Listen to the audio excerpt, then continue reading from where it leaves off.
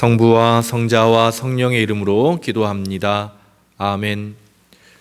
구원의 하느님, 주님께서는 그리스도 안에서 우리에게 새로운 삶의 길을 열어주셨나이다.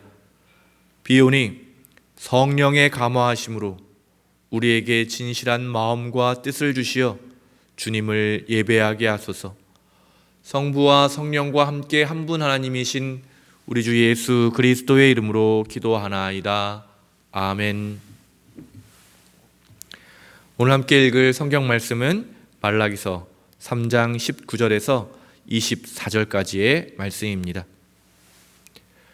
보아라, 이제 풀무불처럼 모든 것을 살라버릴 날이 다가왔다. 그 날이 오면 멋대로 살던 사람들은 모두 건불처럼 타버려 뿌리도 가지도 남지 않으리라. 만군의 야훼가 말한다. 그러나 너희는 내 이름 두려운 줄 알고 살았으니 너희에게는 승리의 태양이 비춰와 너희의 병을 고쳐주리라. 외양간에 매어있던 소가 풀려 뛰어나오듯 너희는 밖으로 나와 나쁜 자들을 짓밟으리라. 내가 나서는 그 날이 오면 나쁜 자들은 너희 발바닥에 재처럼 짓밟히리라. 만군의 야훼가 말한다. 너희는 내가 호렙산에서 나의 종 모세를 시켜 온 이스라엘에게 내린 법과 규정과 계명을 되새기도록 하여라. 야훼가 나타날 날, 그 무서운 날을 앞두고 내가 틀림없이 예언자 엘리야를 너희에게 보내리니 엘리야가 어른들의 마음을 자식들에게, 자식들의 마음을 어른들에게 돌려 화목하게 하리라. 그래야 내가 와서 세상을 모조리 쳐부수지 아니하리라. 주님의 말씀입니다. 성부와 성자와 성령의 이름으로 말씀드립니다. 아멘. 네, 우리가 읽은 성경 말씀은 3장으로 계속해서 끝이 나는데요. 개역 개정을 보면 19절을 4장 1절로 구분하고 있습니다. 이런 장절의 구분은 조금 여러 가지 사본이라든지 여러 가지 어느 전통에 있냐 조금씩 다른데요. 공동 번역은 이 히브리 성경의 전통을 따라서 4장으로 따로 구별하지 않고 3장으로 해서 쭉 연결해서 표현하고 있습니다. 어제 저희가 18절까지를 끊어서 읽었는데 사실 19절부터 21절까지를 이 6번째 논쟁에 포함시키는 것이 더 자연스러운 맥락이라고 볼 수 있겠습니다. 우리 번역은 잘 보이지 않지만 이 연결하는 단어로 이 19절을 시작하기 때문입니다. 그래서 하나님을 공경하는 사람들이 받게 되는 그런 복이 20절과 21절에, 또 하나님께 무엄한 소리를 하면서 그런 하나님께 공경하지 않는 사람들이 받게 되는 벌을 19절로 표현하면서 자연스럽게 이렇게 연결되면서 마무리되는 것으로 보는 것이 어떤 하나의 또 관점이라고 말할 수 있겠습니다. 19절을 보면은요, 하나님께서 불로 심판하신다라고 표현되어 있는데요, 아주 우리에게는 익숙한 이미지 불입니다. 신약에서도 고린도전서에 보면 마찬가지로 우리의 신앙을 불로 심판해서 다 타버리는 사람이 있고 또 그 불 가운데서 끝까지 견뎌내는 그런 사람이 있다고 표현하고 있습니다. 또 조금은 다르지만 마태복음에 보면 어떤 모래밭 위에 세운 집, 또 반석 위에 튼튼하게 세운 집이 큰 물에 휩쓸려가서 사라져버리거나 또는 여전히 든든하게 버티고 있다라고 하는 이미지들이 바로 오늘 우리가 함께 읽은 말라기 3장 19절의 말씀과 비슷한 맥락으로 우리가 이해할 수 있겠습니다. 또 19절의 이런 말씀들은 그 시대 당시 말라기가 활동했던 그 시대의 사람들이 하나님이 어디 있냐, 악인이 잘 되지 않느냐, 이런 말에 대한 하나님 또 예언자의 답변이라고 할 수 있겠습니다. 지금 아무리 잘 되는 것 같고 부자이고 또 많은 명예를 가지고 있더라도 그것이 정말로 아무런 가치 없이 사라져버리고 뿌리와 가지까지 다 사라져버리는 그런 심판의 날이 올 것이다. 사랑하는 교회 여러분, 두렵고 떨리는 마음으로 우리의 삶이, 또 우리가 추구하고 바라는 것들이 하나님의 심판 앞에서, 하나님의 이 불길 앞에서 다 사라져버릴 그런 쓸모없는 것이 아니기를 바랍니다.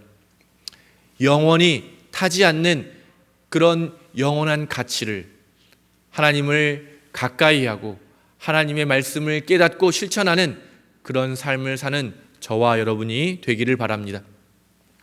그래서 20절에는 그런 사람들이 받게 되는 그 심판의 날을 승리의 태양이 비친다라고 표현하고 있습니다. 또 다르게 표현한다면 공의의 태양이 비추어 올 것이다. 승리, 공의 마찬가지지만 빛이 이제는 모든 사람들을 다시 한번 비추는데요. 19절에는 그것이 불길로 다 태워버리지만 하나님을 잘 믿고 공경한 사람들에게는 이 빛이 그 슬픔과 그 부족함, 그 아픔을 치유하는 치유의 빛으로 임하게 될 것이라고 말하고 있습니다. 병을 고쳐준다고 하는 것은 이미 우리가 무엇을 앓고 있다는 것이죠. 무엇인가 부족함이 있다는 말이고, 하나님께서 그 날에 그 모든 것들을 치유하고 회복시키실 것이라는 그런 약속입니다. 성서는 계속해서 이야기하고 있는 것 중에 하나가 같은 사건, 같은 시간, 같은 장소를 경험하는데 어떤 사람에게는 그것이 심판이 되고 어떤 사람들에게는 그것이 구원이 될 것이라는 이야기입니다. 오늘 다시 한번 이 하루를 시작하면서도 우리에게 동일한 24시간이라는 똑같은 시간이 주어지지만 어떤 사람들에게는 이 시간을 통해서 더 죄를 짓고 하느님을 점점 멀리 떠나가는 시간이 되는 사람들도 있을 것입니다. 반대로 이 같은 시간에 주님을 깊이 사랑하고 우리의 부족함을 가지고 주님께 기도하고 간구하는 사람은 하나님께로 더 나아가고 하나님과 깊은 사랑의 교제를 나누는 그런 시간으로도 사용할 수 있을 것입니다. 이런 모든 사람에게 동일하게 주어지는 시간들이 쌓여서 결과의 시간, 결과를 밝히는 심판의 시간에는 정말 너무나도 큰 차이를 보여줄 것이라고 성서가 이야기하고 있는 것입니다. 사랑하는 교회 여러분, 오늘 하루 주님을 더 깊이 사랑하시는 하루가 되기를 바랍니다. 우리의 부족함과 연약함이 주님의 말씀 안에서, 주님의 사랑 안에서 치유되고 회복되는 그런 하루가 되기를 간절히 바랍니다. 오늘 말씀을 사모하며 이 말씀을 듣는 것으로 하루를 시작하는 여러분에게 하나님을 더 깊이 깨닫고 하나님을 만나게 되고 하나님을 발견하시게 되는 그런 축복이 있게 되기를 간절히 기원드립니다. 22절부터 24절까지는 이제 모든 이 책의 마무리인데요. 모세와 엘리야가 등장합니다. 결국 이 말라기가 마무리하고 있는 첫 번째 이 의미는요, 이 예언자의 말씀이 바로 유대의 전통과 연결되어 있다라고 하는 것을 이야기하기 위해서 대표적인 인물이죠. 모세와 엘리야를 이렇게 다시 한번 이야기하고 있다고 볼 수 있습니다. 그런데 우리가 신약을 시작할 때, 이 복음서를 시작할 때 바로 예수님이 오시는 그 길을 예비하는 사람 세례 요한의 이야기로 시작하고 있는데요. 세례 요한에 대한 정체를 묻는 질문 중에 하나가 바로 당신이 오시기로 한 엘리야입니까? 라는 질문이 있습니다. 또 변화산 사건에서 예수님이 순환을 향해 가시는 그 결정적인 그 순간에 변화산에서 모세와 엘리야와 함께 대화를 나누셨다고 하는 그런 복음서의 구절도 우리가 떠올려 볼 수 있겠습니다. 결국 사도들과 초대교회 교인들은 예수님이야말로 오시기로 한 그 메시아이고 그분이 오셨다는 말씀은 결국 오늘 말라기가 약속하고 있는 그 마지막 날이 예수님을 통해서 시작되었다라고 경험하고 고백했다는 것입니다. 결국 그 마지막 날이 예수님의 오심으로 시작되었다. 새로운 시대가 시작되었다. 이 큰 틀을 여러분 기억하시면서 성서를 읽으셨으면 좋겠습니다. 신약 성서의 내용들은 바로 이 종말 또는 반대로 말하면 새로운 날의 시작이라고 하는 것을 염두에 두고 읽을 때 왜 그렇게 초대교회 교인들이 그렇게 적극적으로 하나님 나라를 향해서 신앙적인 역동을 보여줄 수 있었는지, 또 사도 바울로가 왜 그렇게 종말을 이해하게 하고 부활과 십자가를 중요하게 여기는지를 다시 한번 더 깊이 깨닫게 되실 수 있을 것입니다. 예수님이 오심으로 새로운 시대가 시작이 되었습니다. 그리고 하나님께서는 예수 그리스도를 통해서 모든 사람들을 구원하는 그 일을 이 교회를 통해서 시작하셨다고 하는 것이 바로 우리의 고백입니다. 그리고 그것은 이 율법과 예언서에 끊임없이 하나님께서 약속하신 그 내용인 것입니다. 이처럼 신약, 하나님 예수님을 통해 드러난 모든 일들은 이 구약과 깊이 연결되어 있고, 이 신약을 기록한 사람들은 이 구약의 예언들이 어떻게 성취되었는지를 보여주는 데 많은 노력을 기울이고 있습니다. 우리가 오늘까지 이 말라기를 읽으면서 우리가 읽었죠. 학계, 즈가리아, 말라기라고 하는 이 소예언서의 마지막 부분 세 권을 읽었는데요. 내일부터는 고린토 전서를 함께 읽어보려고 합니다.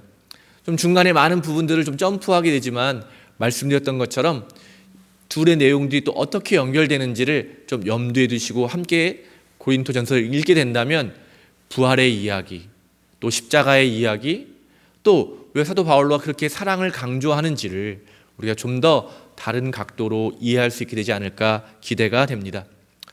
사랑하는 교회 여러분, 어려움 가운데서도 말씀을 사모하시면서 함께 말씀을 읽어주심에 감사를 드립니다.